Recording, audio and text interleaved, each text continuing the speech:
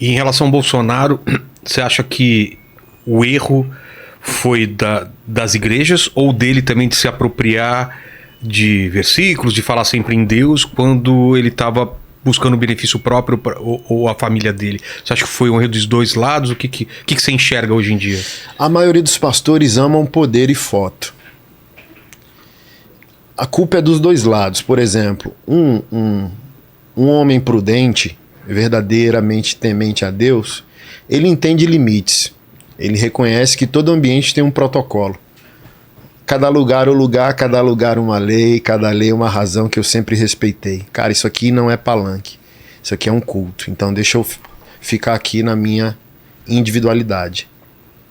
Mas o primeiro pastor que o recebeu botou ele, entende? Então se o primeiro pastor botasse a mão no peito dele e falasse: lá fora é lugar de político. Político não sobe no altar da igreja. Então, o presidente está aqui, vamos saudá-lo, fazer uma oração para ele. Mas nem no microfone ele tocaria. Eu falei isso em 2019. Nem Lula, nem Bolsonaro, nem político nenhum deve subir aos púlpitos da igreja. Você falou já naquela época. Ok? Eu concordo. Então, assim, cara, ele precisava do palanque da igreja porque ela é uma força política absurda, né?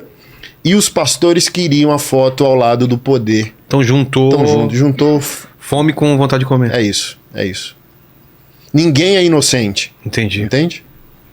E hoje em dia você vê como que a gente tá com Lula, o Bolsonaro pode ser preso e agora tá essa discussão sobre a igreja, se tem que pagar imposto ou não. Qual que é a tua posição em relação a isso? Começando pelo imposto, eu penso o seguinte: quem dizimou como já está hoje? Eu acho que a bancada evangélica conseguiu resistir a essa questão. Tá. Eu penso o seguinte: quem dizimou já pagou imposto.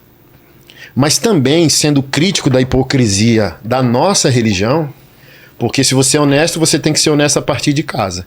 A igreja evangélica, ela é uma das instituições mais inúteis do país. Como assim? Ela não gera o bem-estar social, ela não gera o bem comum. As megas church, os grandes pastores. Por exemplo, eu estou lendo um livro, né, Os Traficantes de Deus, que é a realidade evangélica nos morros do Rio de Janeiro. Então, por exemplo, vamos fazer inclusive um especial sobre isso. Sem as igrejas nas periferias, o Brasil seria um caos pior do que é. Então, o Estado não chega lá. O que eu quero falar com isso? A instituição evangélica é uma coisa, é uma pessoa jurídica que responde ao Estado, ok? Certo. Mas tem a Igreja de Jesus, que ela está na instituição, mas a instituição não é ela. Como assim? Jesus está na instituição... não é o representante... A Igreja de Jesus é o que a Bíblia diz que ela é. A Igreja de Jesus, os reformadores falaram o quê? Que a igreja, ela é uma realidade visível e invisível. Então, existe uma igreja invisível, que é os discípulos do Senhor, que eles fazem igreja em qualquer lugar. A gente pode ser igreja aqui, igreja num templo, igreja num... Onde dois ou mais estiverem reunidos. Mas qual é o ponto cego que o religioso não entende? Que a instituição sozinha não é de Jesus, brother. Por exemplo, vamos para a igreja, mas aquele galpão é só um galpão, pô, que era uma boate, um mercado, uma concessionária. Ok? Certo. Então, tipo assim, se tornou igreja de um dia para noite, se entregar o galpão, a igreja acabou? Não. Então a igreja é um movimento de pessoas que foram transformadas por Jesus. Perfeito. Estando num galpão ou não. Então, quando eu digo que a instituição evangélica é uma das mais inúteis do país, falando sobre imposto, é injusto se o dizimista já pagou o imposto, a igreja ter que pagar. Mas também existem muitos pastores em berço esplêndido por causa desse gap. Eu não queria o Estado controlando a liberdade da religião, mas também está sem controle.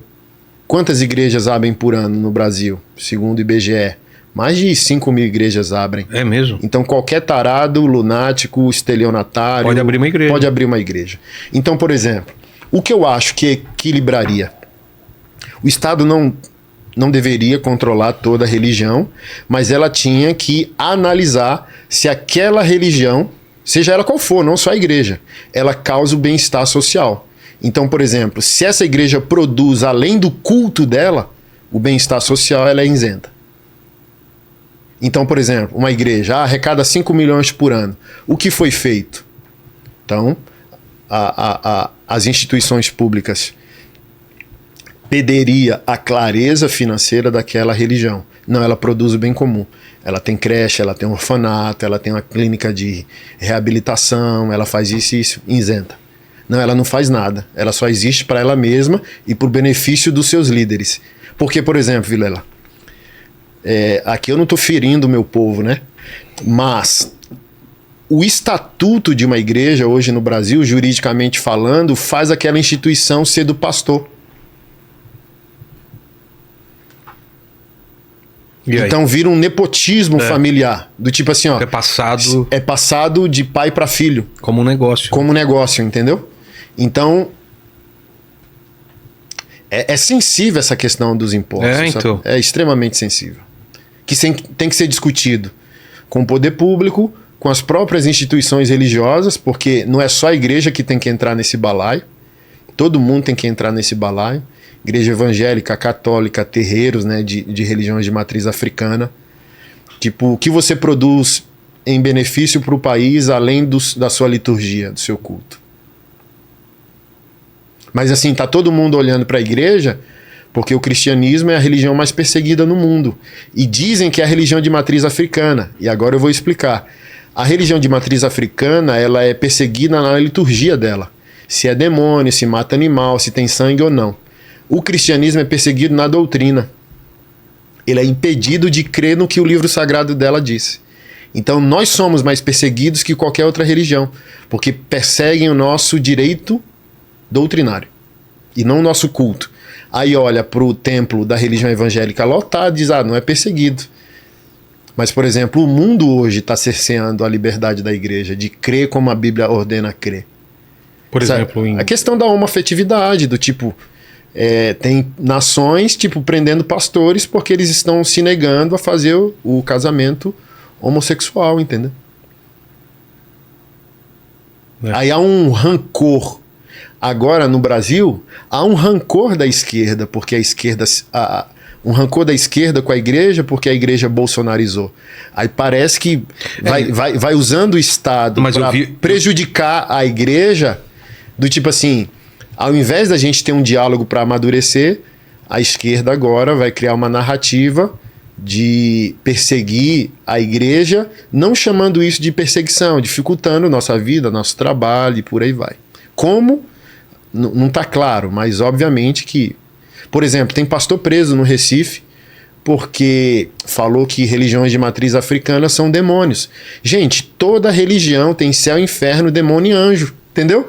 E do tipo assim, ó, para toda religião o outro tá errado. Para toda religião faz parte o Deus do outro é um demônio, faz parte. O que não se pode fazer? Agredir pessoas, xingar pessoas, atacar os templos, entendeu? Mas do tipo assim, ó, a gente pode conversar aqui um muçulmano e um cristão. Para mim lá é demônio. Não, para mim Jesus é... Como já fizemos aqui, inclusive, não sei se o Lene estava aqui, o outro, quem foi? O pastor, não. Eu falo assim, mas você acredita então que eu vou pro inferno? O cara falou, acredito. Foi a banda do... Né? Exatamente, né? A banda do Rabino. Na minha visão você vai pro inferno, mas a gente é amigo. Eu sou um amigo, mas eu acredito que você vai pro inferno. Pronto. Não é assim. É isso. E talvez o outro acredite que ele vai pro inferno também, porque acredita em coisas diferentes. É isso. E tá tudo bem. Né? Não posso te agredir, não posso te dar um soco por causa disso, né? E a situação